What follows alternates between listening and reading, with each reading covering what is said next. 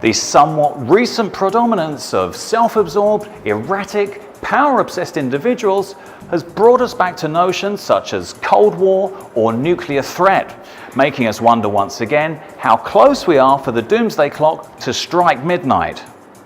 On one hand, we have the threats of fire and fury issued by the President of the United States, Donald Trump, while on the other hand, we have his equal, North Korean leader Kim Jong-un, who uses his monopoly on the nation's television to present an attack on the island of Guam.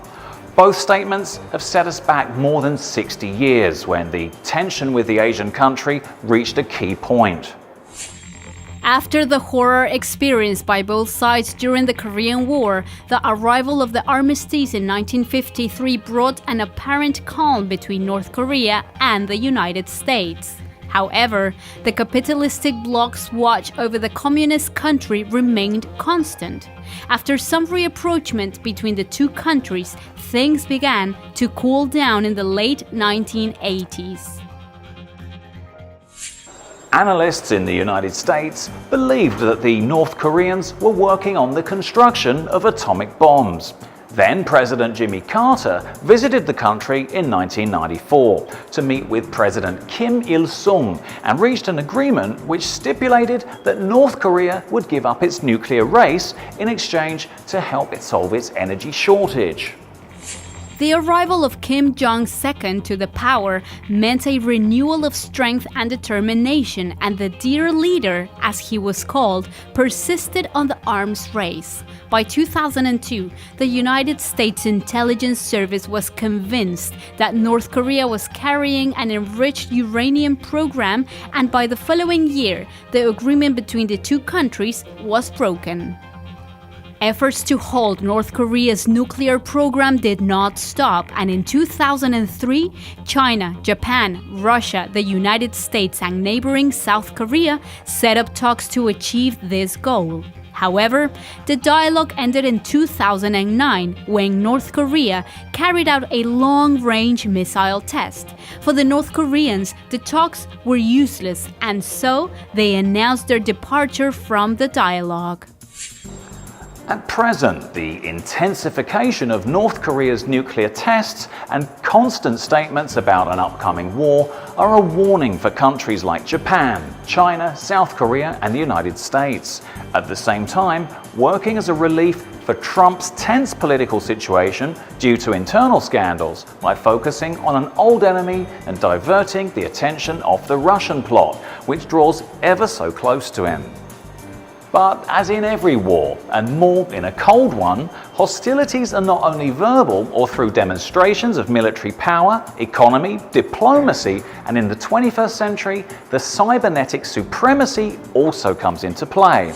Although the United States has maintained a partial embargo on North Korea since 1950, many sanctions have been lifted, and others have been imposed over the years. The most recent ones are noteworthy, like the one in January 2015. The executive order for an attack attributed to North Korean hackers against Sony Pictures Entertainment, which forced the company to cancel the premiere of the comedy The Interview, which featured a parody of North Korean leader Kim Jong-un. Although the FBI attributed the cyber attack to North Korea, experts from security company Norse Corp pointed out that there was no conclusive evidence to single them out as guilty, and hypothesized a former employee of the company with access to all information could be the author. To these accusations and sanctions are added those brought on by each new missile test. The last ones were backed even by nations that were normally considered allies of the Kim regime, like Russia and China. These nations decided to veto North Korea's coal exports, which meant a loss of $401 million a year for the country. In addition, other measures were taken against companies and entities that support the arms race. In response, North Korea continues its detention of U.S. citizens in its territory, as in the case of Otto Frederick Warmbier, who was arrested in January 2016. The North Korean government accused him of committing a hostile act against the state by stealing propaganda poster from the hotel he was staying. Frederick was sentenced to 15 years of forced labor. However, his country's Department of State announced his release in June 2017. The American died on the 19th of that same month, only 6 days after returning to the United States in a coma. These factors could lead us to think that we're approaching another military ice age, and that the conflict between North Korea and the United States is just the tip of the iceberg. As of now, in view of their last statements, it seems that both leaders have stepped back in their intentions. Trump even celebrated the decision of the Asian leader to postpone the launch of missiles on the island of Guam. Although something we have learned by following these two characters is that their sayings and their deeds have nothing stable. So it would be advisable to take their words and intentions with a pinch of salt. An individual who sees in a potential war the opportunity to unify and dispel the doubts of his people by calling for patriotism has to face another who seeks to reaffirm his power and take advantage of it as vengeance for a war.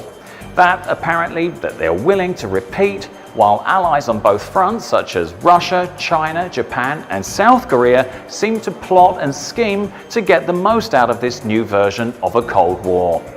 And this is the red point at which we have to focus.